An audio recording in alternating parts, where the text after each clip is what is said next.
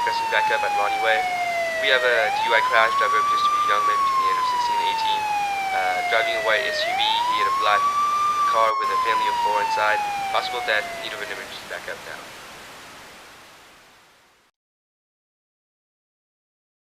Vehicle accidents are the #1 cause of death for teenagers. Every single day in the United States, 8 teenagers die from an alcohol-related crash. Every single day. 25% of those accidents are alcohol-related. But why are teens so prone to drunk driving accidents? I think teenagers drink and drive mostly because they believe that they're immortal, that they don't really realize how quickly lives can change. They have a perception makes them think bad things are not going to happen to them. And obviously that's not true. So teenagers are more likely to make decisions like drinking and driving, thinking that they're not the ones that are going to crash their cars, or they're not the ones that are going to kill somebody when they accidentally run off the road. But this reckless perception is not something teens can simply wish away. In fact, the explanation is physiological. The brain's divided into 2 main sections, the cerebral cortex and the cerebellum. MRI studies have shown that the part of the cerebral cortex that controls base impulses through decision making in teenagers is still developing. Introducing alcohol into the immature teenage brain impairs the sections of the brain in charge of functions crucial for driving.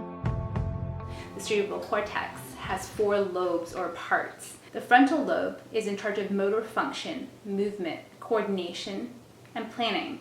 The temporal lobe is in charge of hearing and memory, and the parietal lobe is in charge of sensory function.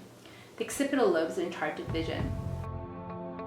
The decision to drink and drive comes with devastating consequences.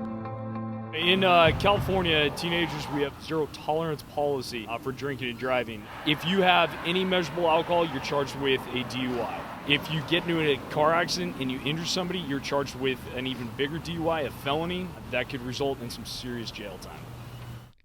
The strict legal punishments don't even compare to the most devastating consequence of all, the loss of a life. I was named after my uncle, David Berkowitz, who died in a car crash right before senior year of high school.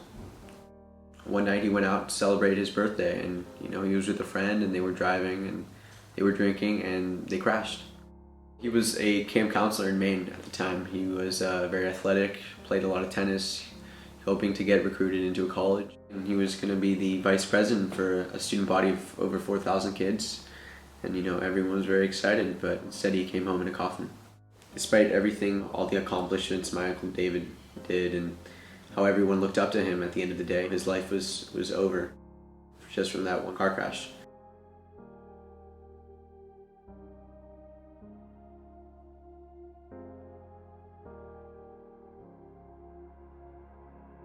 The best way to reduce injuries and deaths due to teenage drunk driving is through prevention. I think peer-on-peer education is probably more important than me telling you not to drink and drive.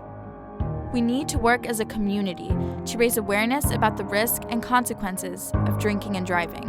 There is always an alternative to driving under the influence. Before going out, teens should plan ahead by selecting a designated driver and having alternative rides such as a responsible adult or Uber. There is never a situation that warrants drinking and driving.